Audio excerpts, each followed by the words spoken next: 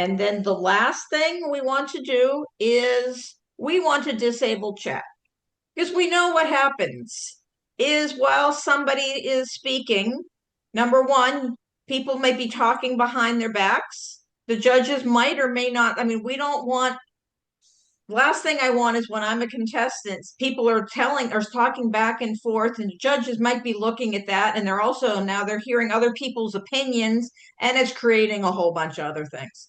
So we're going to disable the chat. And I think, and this, so to disable the chat, I'm going to come up here to the word chat. Okay, down here at the bottom. This isn't one of the dot, dot, dots, but it's in the chat dot, dot, dots up here. And everybody see where it says participant can chat with no one, host and co-host, meeting group, or everybody. I suggest leaving it to host and co-host. So just in case something happens, they're at least able to chat with somebody, and it's going to be somebody in charge. So what I suggest is, so if I do host and co-host, you can no longer chat. So Cherry, if you try to chat to Jeannie right now, you won't be able to. You won't find her. Right. You can chat, but it's going to go directly to the three of us. So that's a really important step because that's something that is in our script, and it will say Zoom master, please disable chat. And that's all. So again, the dot, dot, dots, chat, dot, dot, dots, disable. And we call that disabling chat. And at the end, when everything is done, you can go ahead. And this is what I always forget, to be honest. Everybody's yay, it's all good, or you're waiting for the results to come back. And you know everything is done, you're waiting. You can come back and hit everybody on and allow people to chat back and forth. Because once it's done, it's done. Don't go turning it off, turning it back on. What I suggest is turning it on, off, beginning of the contest. Once all three, no, this is just online, excuse me. Once everybody has competed, you can go ahead and turn it on while the judges are deliberating. Once the judges have gone, everybody's ready. Once that 2+ minute of, or as long as needed, minutes of silence, then it can go on from there. So again, these are just things that are really important to have and play. As you will see, a lot of sometimes you're going to need some of this stuff you can't really do by yourself. Like I can't, if I by myself, I can't unmute and mute myself, so I would have to have somebody on. You'll see when I did it again. My second is Bobby. When you see my screen, my Bobby, different Bobby, my kitty Bobby was my second on some of these. So and that's really the best ways to learn Zoom is to learn it now when things are calm, when things aren't crazy, and then you're ready to go. And I'm willing, if you need some time, to schedule some time with me, and we can go through it. And I can be a Zoom bomber or whatever you need to do, and we'll work through it. Believe me, you do not want me to. I still, and I am not kidding. I still have images in my head of some of those Zoom bombers. It was that graphic. I'm not kidding. And with that, Vicky, I'm going. So yes, Judy. So make me co-host because there's some things I do have to do. I can't do. Let me go ahead and stop sharing for now. Well, so okay, let's just do it. So Judy, make co-host, and then it'll check on me. So if I've accidentally didn't want to, I confirm it. I don't know what happened there, Judy. It's okay. It's fine. We're good. All right. And with that, I am going to return control or give control back or whichever to Vicky to go on the other portion of it now that I've completely, your head is blown. All right, we do have a question about spotlighting the timer when they raise their hand. There really is no way to blind timing to everyone but the speaker. And that is correct. You have to either have it in the little box at the top or however else you're going to do that. So Sue's showing you, and if you just ask the timer to cover their camera, then all we're going to see is the backgrounds that they show as they change the colors. So they should cover their camera. I have a little piece of masking tape over my camera, and when I just push it over, you can't see me anymore. But I could still change the background, and you'll see the color timer like Sue is demonstrating there. By the way, we do have this PowerPoint, and I have all of Sue's. I've prepared slides with Sue's input on all of those things she covered, and I will load up this PowerPoint into the chat before we leave, so you'll have all of that with the arrows pointing to where those dots are and all that good stuff. All right. Ready to move on? Any questions for Sue? So I don't know, this is a Sue question, but the scripts are on the district I'll website. be loading those up as well for you tonight. So I'll load up but they should be available to you on the contest section of the scripts, right, Judy? All scripts for all contests. Yes, they are. Perfect. All right. Thank you. So here we go. Now we are ready to move into the tips, tools, rules, resources, all the other things you need, because now you are a technical genius. You know how to do everything technically. But what about that other stuff? And this is some of the things we have to do for every contest, but there are some tweaks and changes that we need for an online contest. First of all, an online contest, you need to do the same thing we do for all of the other contests. You need to gather your resources. Don't do this by yourself. Don't be, I can do it easier myself. Get a team, recruit your team, and we'll talk about who should be on that team.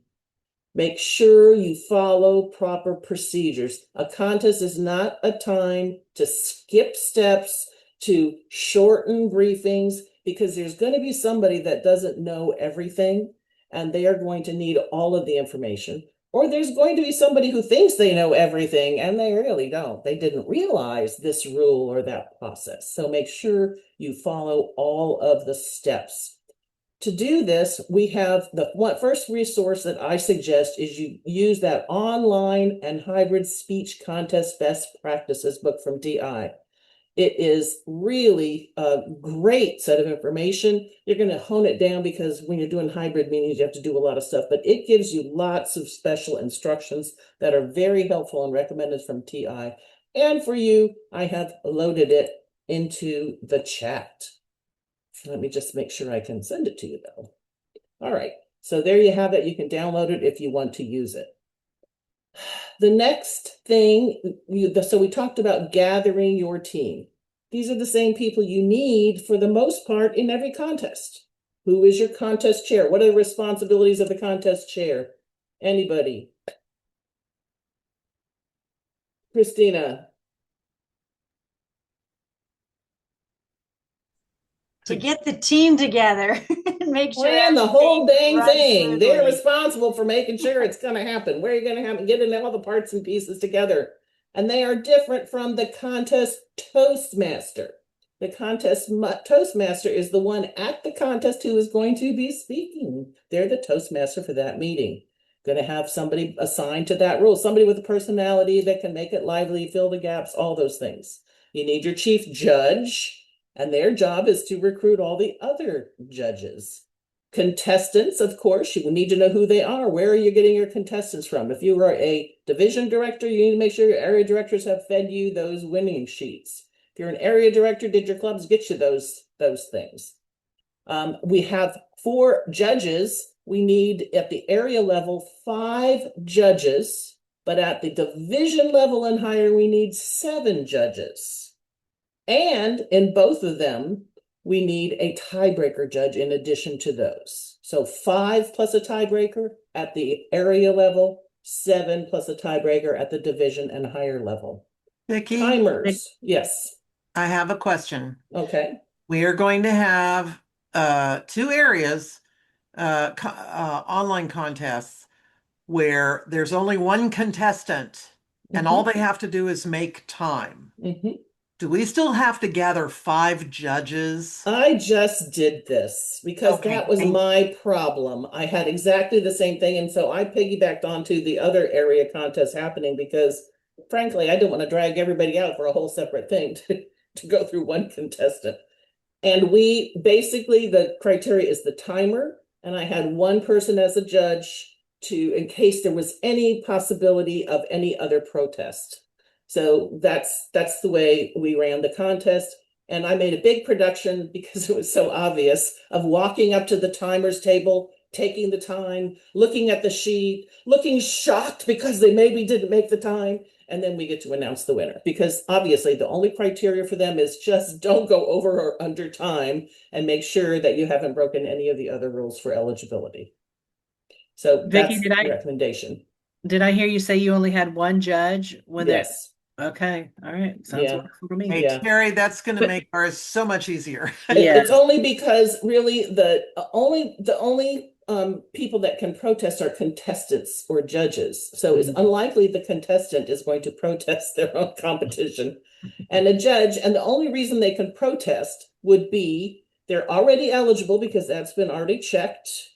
They have submitted the fact that this is original speech, but that may be an area that someone would say if they were quoting a lot of information or using other sources and they didn't more than 25%, that would be the area of protest right there, is if it was not original. So, just keep that in mind. All right. So one other quick question, Vicky, and you may be covering this later. I apologize, I'm jumping ahead. It's okay. How high do online contests go?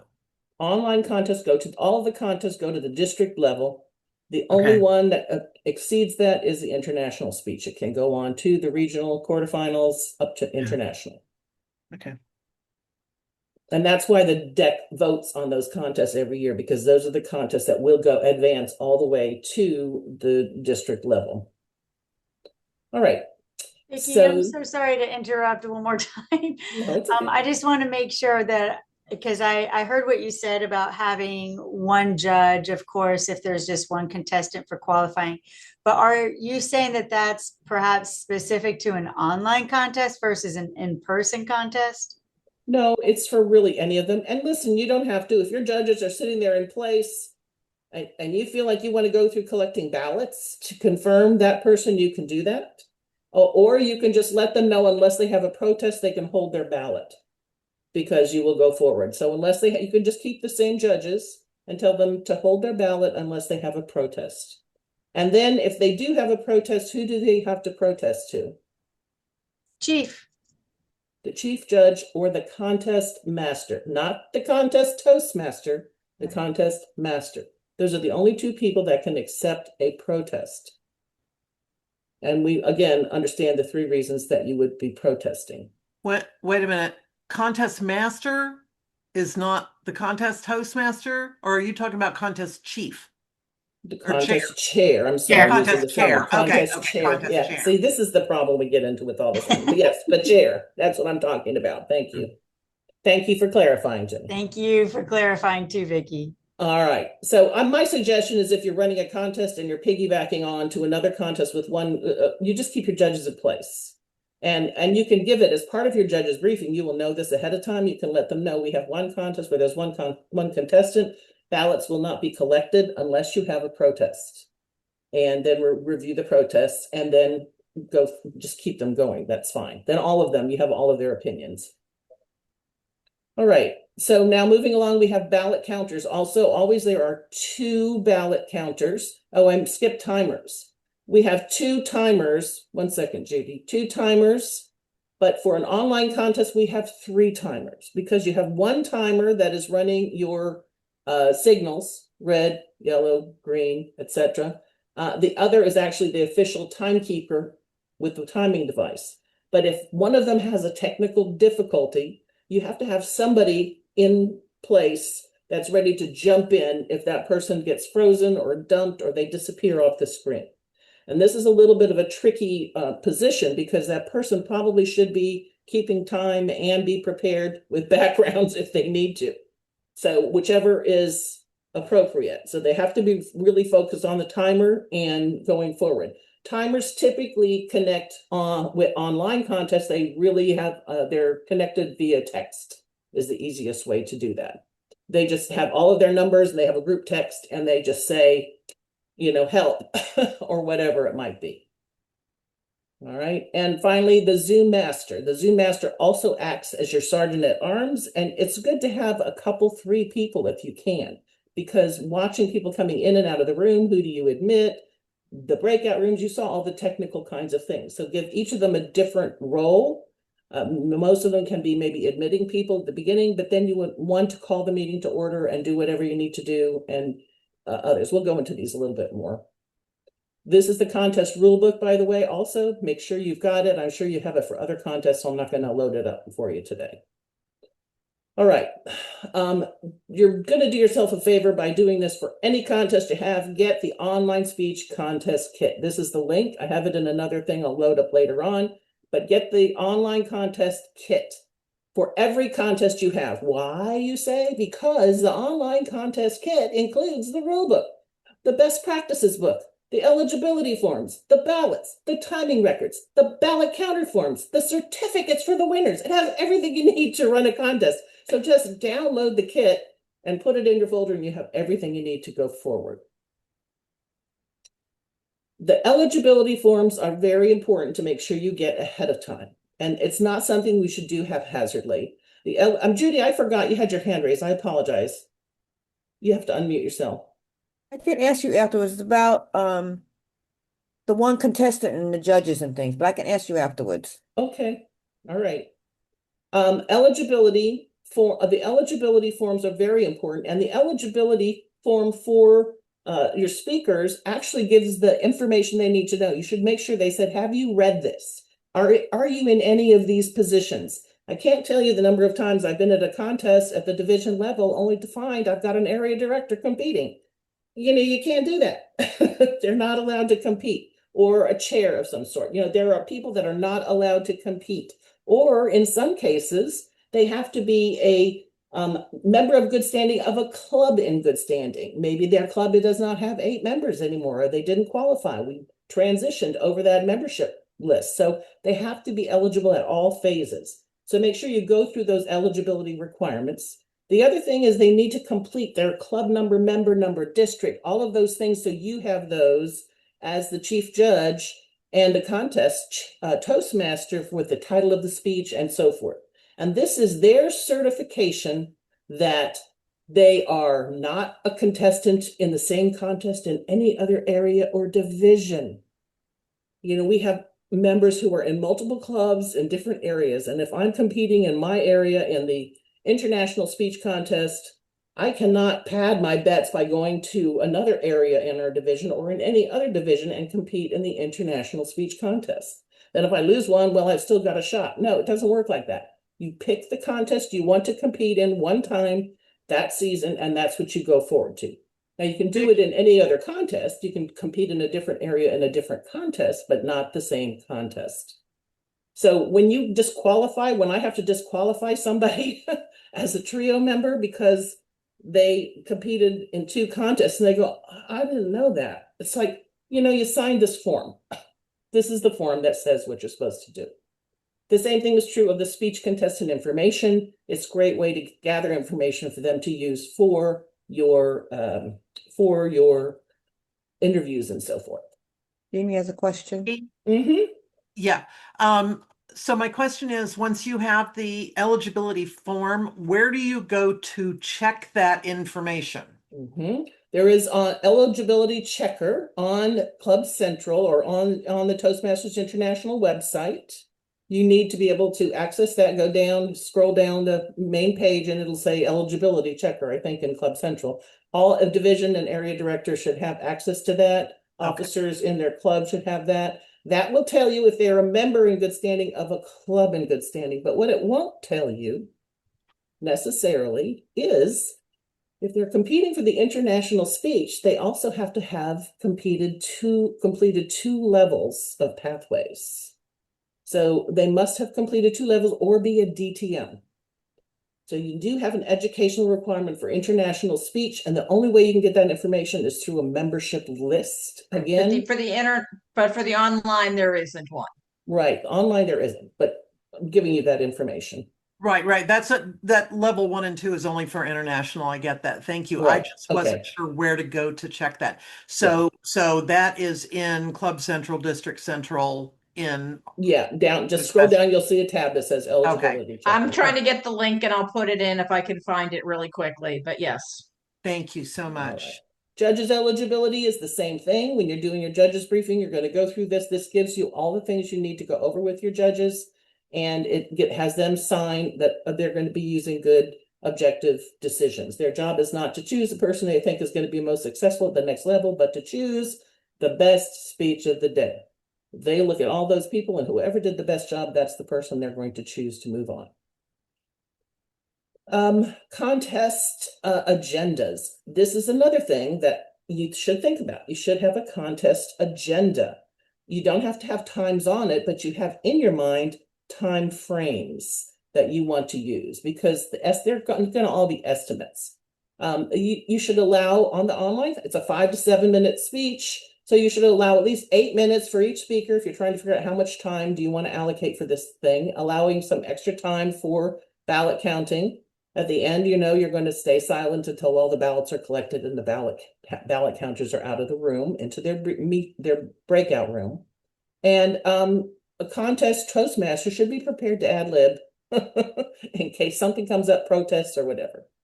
So the other thing that you need to make sure you do with those forms that you get or your contest Toastmaster should be able to do is to please pronounce everybody's name correctly. Please take time to do that. Write it phonetically, however you need to put it on your form so that they can say it correctly. It's to me, it's very embarrassing not to say the person's name properly when you're doing a contest. Put the names of the contestants on the agenda, but leave space for people to write in what speaking order you're going to do. And there's actually a link that we'll talk about that you can use to online that you can use to select numbers with a random name selector. And finally, be ready to load this agenda into the chat. Again, I will have an agenda, sample agenda I can load for you at the end of this presentation. So do prepare one, whether you put all the times or just the beginning time and the ending time, it's up to you. But I gave you a little samples of the time that you might have. So 30 minutes before you're going to have your briefings, 20 minutes before your contestant briefings, then the Zoom master starts on the time whenever the gavel down is and goes forward. That's what those times mean to the left of that agenda. So before the contest starts, here's the things we're going to get into. Before the contest starts, that's at 30 minutes, you're going to admit from the waiting room and immediately place in the appropriate breakout room the judges and ballot counters, usually in one room because you're giving them instructions. And the judges need to know how to forward those ballots to the ballot counters or to the chief judge, and the contestants and timers in another breakout room. I usually put timers with contestants because they display the timing for the contestants to see how they're going to do it. So Vicky, in an online contest, how do the ballot counters, I mean, are they still using a printed They have ballot to use count? a printed form. They have to use a printed form. Okay. And they can do it one of two ways. They can snap a picture of the ballot at the bottom and text it or email it, or they can scan it, or they can fill it out online and email it, whatever you set up from the chief judge. The chief judge decides how to go about doing that. Sue?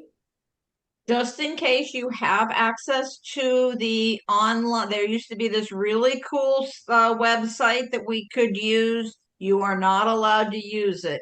It is specifically in the rules that you can't use it. I loved it. If you don't know what I'm talking about, don't worry about it. But if you do and you've used it, throw it away, to throw out that link. It is not, it is, Toastmasters has said absolutely no. So just keep that in mind. As great as it was, we're not. Right. So you have to use the forms and or that mechanism to get the message to the ballot counters and the chief judge. And they have to be able to do that electronically. The sergeant at arms also has to get ready before the meeting. They should be prepared because they're also the Zoom masters. So do you have any welcome messages that you want to be showing on the screen while people are coming in?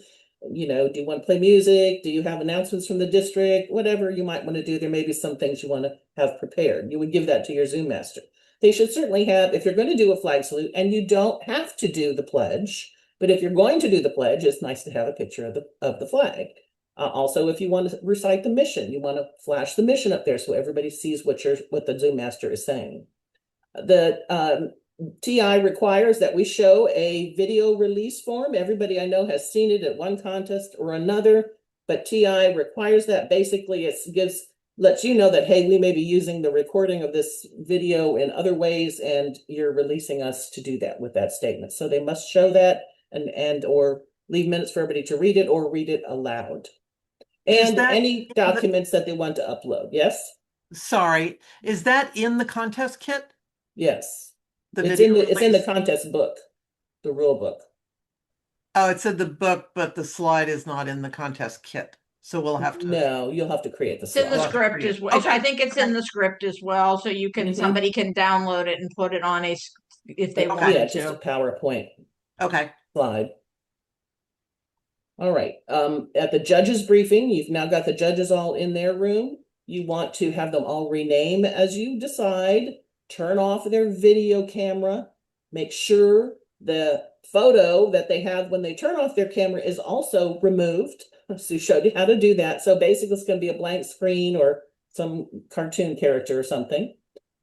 You will review the judging criteria. I don't care how experienced your judges are, go over it one more time. Pretty much that's the information on the judges ballot, front and back, but we have a judges briefing that we're going to upload. You also make sure for online, you provide the text or email contacts for the chief judge and ballot counters because they have to submit their ballots to those people. Make sure everybody understands that process. And read the briefing script. That's the script you will use to brief them. For contestants, the same thing goes through. They're going to rename as appropriate. You want to make sure that they don't say DTM after their name, because at a contest, all we do is say their name, the title of their speech, the speech title, and their name. Or if it's evaluation, their name and their name. So you want to make sure that any of that stuff is taken off of their name.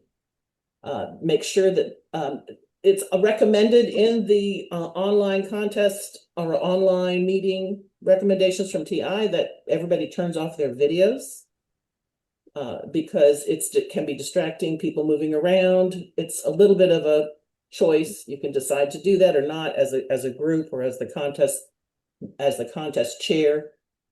You can decide whether or not you want cameras on or off. They will draw for speaking position. This is the website. It's called a wheel of names. You just put in wheel of names. You can type everybody's name and spin it. And it draws the number. They each get a number, and it's a real easy way to do a lot of fun things, actually. But you can just pick speaking order. Again, reviewing pronunciation of the names. Again, go over using the script to make sure you've covered everything, and then practice the timing. It's important that they see the time wherever it's going to be located, that they be able to see the signals and the timer understand what you're doing as well. It's hard. Have you been at a contest where the timer is struggling to get everything up? That makes it very difficult. So make sure the timer understands what they're to do. All right, this is what you're not going to forget. Don't forget the judge's script. Don't forget the contestants' briefing script. Make sure your Zoom master and SAA have their script or whatever it is you want them to do. And make sure you, if you were the contest Toastmaster, have a contest script to go through because it lays it all out. And if you go through and do that, you will have a very successful contest. So the briefing notes are important thing. Here's what when you're doing your contestants for online. Please, the reason you're getting them together is you want to check their sound and video quality. You get them have everybody stand up. Is this where you're going to be standing? Give them advice. If they have something distracting in the background, if the lighting is too dark, give them that information during the briefing. Also, you want to make sure that you suggest no virtual backgrounds if possible, and lighting adjustments, loud sounds. If people are making loud sounds online, and I've heard this happen before, sometimes they do these things for startle effect, and they go, I don't know, did you hear me? Usually the microphone mutes those loud noises, and so it becomes silence when they're trying to give their most powerful, vocal variety, and it just stops. It's got a control aspect. So suggest that they just do it loudly, but not maybe yell. Standard speaking area is important. Do you want all of your contestants to be from the waist up? Make sure they're kind of standard and have them move around till they are in the position that makes most of them standard. Now, if they're doing a speech, they're going to be coming closer and farther and so forth. But you want to try to standardize it as much as you possibly can for a uniform presentation. Also, make sure you remind them, they don't know this. Do not reference another contestant or any aspect of that contestant's speech in the ones that are in the same contest. Some people, that's the way they engage in it. They show they were listening. Well, as Vicky said earlier about personality traits, okay, they just got disqualified because they referenced another speaker in the contest or the content of the speech. Make sure you tell them how you're going to be introducing their speech, their speaker's name, the title of the speech, the title of the speech, and the speaker's name, and any other thing that you might need to include with that.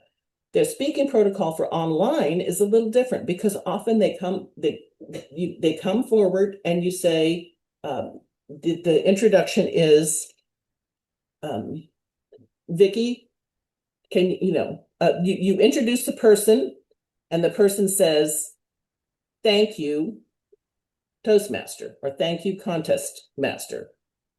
And the Contest Master has to say, you're welcome, or vice versa. But the whole point is they're testing their speech. They're testing the sound to make sure it can be heard. If for some reason something can't be heard, then you fix it. You take time to fix it. We can't hear you, you're on mute. Can you adjust your microphone? And then you check it one more time. And then you do the introduction. You say their name and their speech and move forward so the timing can begin. But do that check as part of the introduction. And it says it in the script. Again, reviewing the signals and the location. And finally, I advise that you all have a backup, advise all contestants have a backup device in case they do have difficulties. If they're in the middle of a rainstorm, something happens, do they have their cell phone that they can go to? Because there are ways that they can get back on and still compete. And they have time to do that. But if they don't have a backup device, they won't be able to do it. So the chief judge, this is technical issues. This is what happens when you do have that technical issue. So let's just say we have that big rainstorm going on. The electricity goes off on one of our contestants and we lose them. The chief judge or contest chair, only those two people can pause the contest. They immediately say, we're going to timers pause, and somebody notes, one of those people, usually the Toastmaster, notes the last thing they heard that contestant say. Maybe the last sentence, the last few words, because they're going to have to give a hint later on. That contestant has 10 minutes to try to get back into the meeting, and they can reconnect. Again, you tell this to your contestants so they know what to do. They have 10 minutes, and if they're able to reconnect, then the contest chair or the contest Toastmaster will indicate the last word or sentence that they said, and the contestant may go on from there. There is no adjustment to the timing just continues. So timers pause. If the contest chair or the chief judge say, stop, everybody stops. The timer stops, and we stop with the contest, waiting for that person to get back and go on. If the person is not able to connect within those 10 minutes, the contest just moves on without them. That's an unfortunate situation.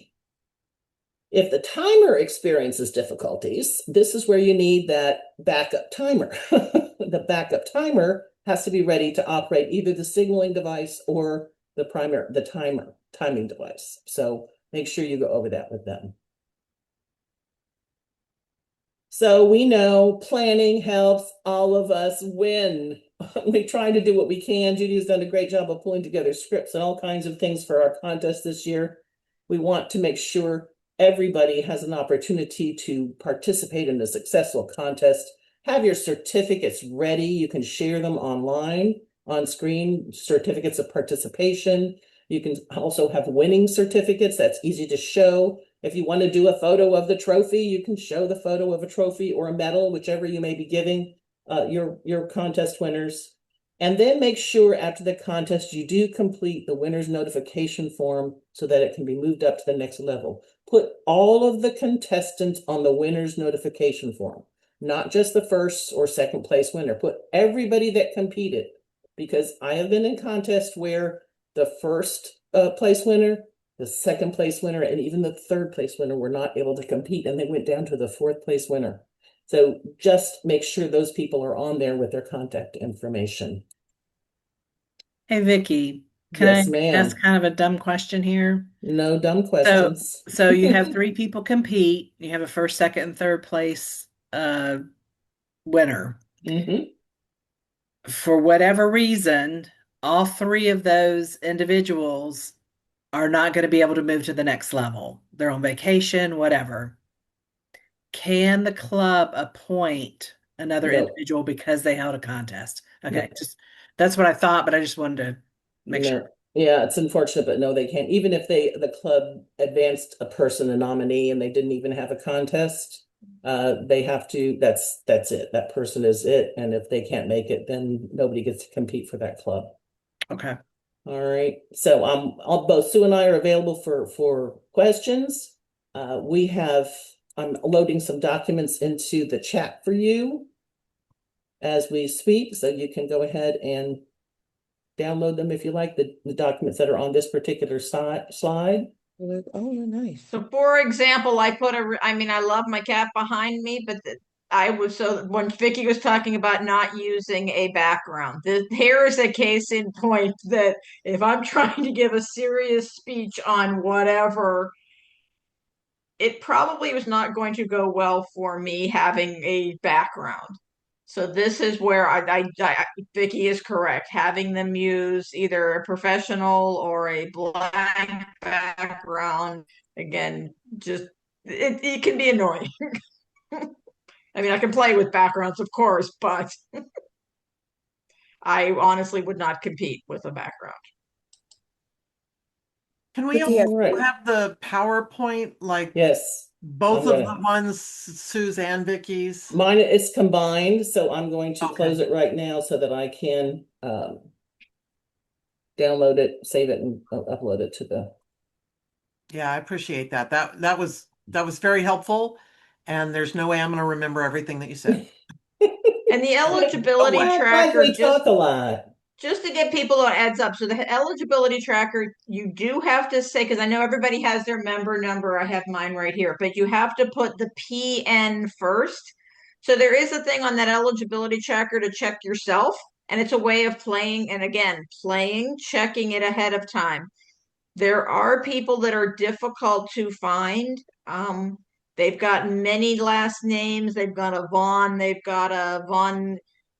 Try various combinations. I can't remember who it is, but Beth had a contestant a couple years ago, and she spent about a half an hour trying to figure out the combination of the name. last name, first name. But so just keep in mind that that doesn't mean they don't exist. If they've got, again, some of these many last names that you may have to spend some time trying to figure out if find them in the eligibility tracker. All right, I think I finished uploading all the documents that were on that resource slide, plus this particular PowerPoint presentation, which does have Sue's slides for Sue's presentation as well. You may have to unhide those slides because I might have them hidden, but you can do that. It's a whole PowerPoint presentation for you. All right, questions? Know everything? I'm so excited. We have resources. We know the people that know everything. That's right. We Know have who to ask questions. resources. Yes. All right. Well, thank you so much. And thank you, Sue, for keeping me on track. I was going off on other contests for a while there. Sorry. The question I had for you, Vicky, is when you were talking about the one contestant and the one judge and the timer, how is that verified? How is what verified? The timer? The timing? No, the one judge as opposed to just one the contest. Do you know what I'm saying to you normally? Okay, when you have an area contest, you need so many judges. Right. And you said you only did what, one judge and timer? How is Okay. Just go ahead and forget that and go ahead and have the judges. You've got all the judges there. But if you're doing an area contest, I'm just letting you know, if you're doing an area contest or any contest, and all you have is one contestant in each of your contests, then the the issue of gathering this whole number of judges together is not critical because timing is the criteria. But do have some judges there that can verify that there are no protests. Nobody checks the timing. Nobody confirms timing except the chief judge. It's the timers and the Right. chief judge. Mhm. So you Right. don't need a judge to do that. Right. And as long as the person is eligible, we know they are, as long as they do not have any originality protests. And the third reason you can get disqualified is because you're not a member of in good standing of a club in good standing. Okay. And that's already been verified. So it's really originality is the only reason a judge would have a protest.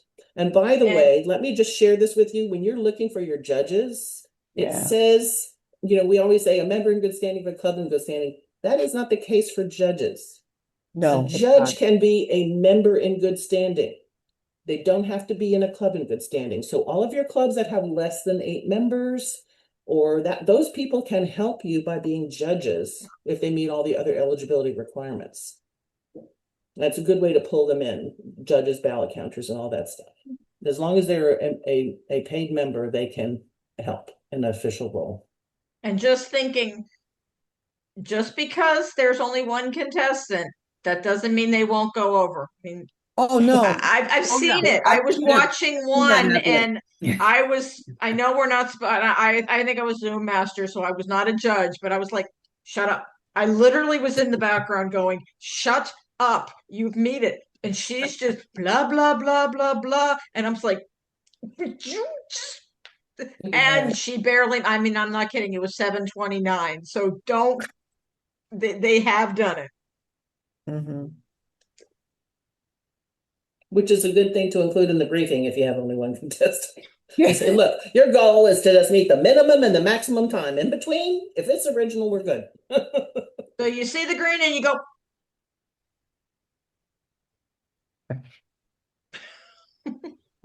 I know in my contest, because I actually had to up it. It was just last week. So we had to, I moved my contest up by about 3 weeks because we didn't want to have just a special contest. And I had only one contestant in each of the 3 in-person speeches. And I let each of them know, you got it, this is what you got to do. And one of them was reading her speeches. I mean, she had her notes. She wasn't actually reading it, but she was reading it in there because it didn't, she was practicing. She didn't quite have enough time to prepare. So, but that was fine, Yeah. She still won. Well, of course she did. Yeah. And it was really a good speech. So, all right, ladies, anything I can help you with, please contact us if you need to. And if you have any other great thoughts, share. I was really nervous about this, but I feel much better. I'm glad I was able to join you all. This really helps me a lot. Oh, good. I'm glad. I know Sue is too. Yeah. It's not as hard as you think. Once as you just get everything, get your ducks in a row and assign parts, it all works out. I just want to thank you for both presenting this because like I think Jeannie was saying, it makes everybody more relaxed if they have to do it and all the questions are answered. So you feel a lot better than just having to just do it on your own. And you always can get a hold of Sue and Vicky if you have any questions. So I think that's great.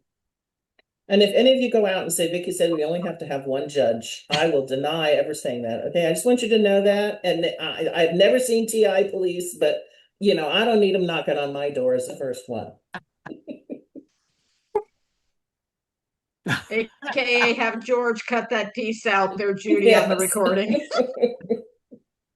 No, Vicky said a good way to find our judges. It's not impractical, but it's a good way to find our judges is to go and look at different places. And the only thing you have to do is time requirements. That's right. That's why Carlos asked, what'd you say about the judges? But you automatically know what to do. It's in I'm not sure this is going to be a great recording anyway, because we had a big gap in the middle. So there is a recording, by the way, of the same session with the other Zoom. You can probably figure it out. It's the other Zoom things, but it's on our YouTube channel.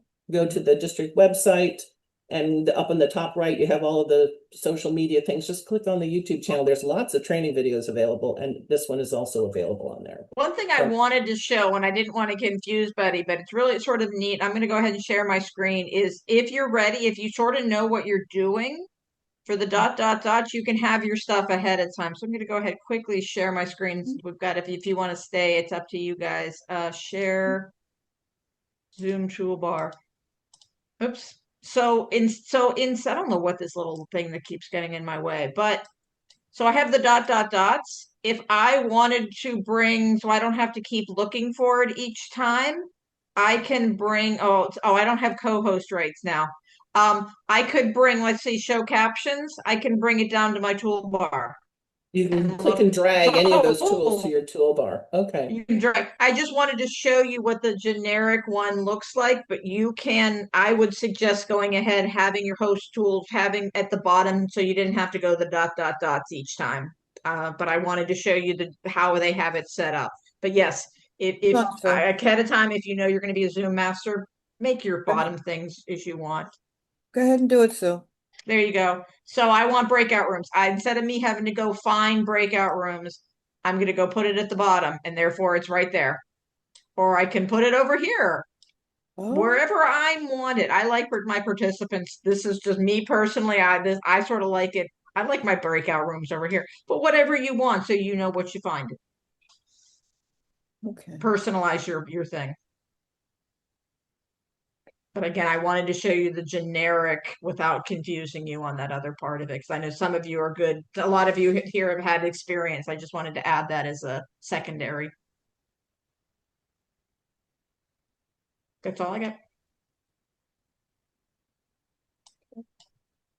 Well, we Oops, thank stop all of sharing. you. Yeah, you've been very quiet, Leda. Everybody else. I'm just listening and trying to take it in. There's a lot. This is all new to me. I am not a tech person either, but I'm on the team with Terry and Jenny, so we're figuring Okay. it out together. Well, that's good. You three of you already have your parts. You can decide who's going to take which part and go with it. Well, I want to thank everybody for being here this evening. Are there any more questions before I say good night? If not, I just want to thank everybody for being here this evening and learning about online contests, because I think it's so interesting, because so many things we do not know, and we get educated every time we come and watch this. And I appreciate both you and Sue, Vicky and Sue, being here this evening. Thank you. Our pleasure. And Good luck, everybody. And don't you, forget the most everybody. important thing, have a good time.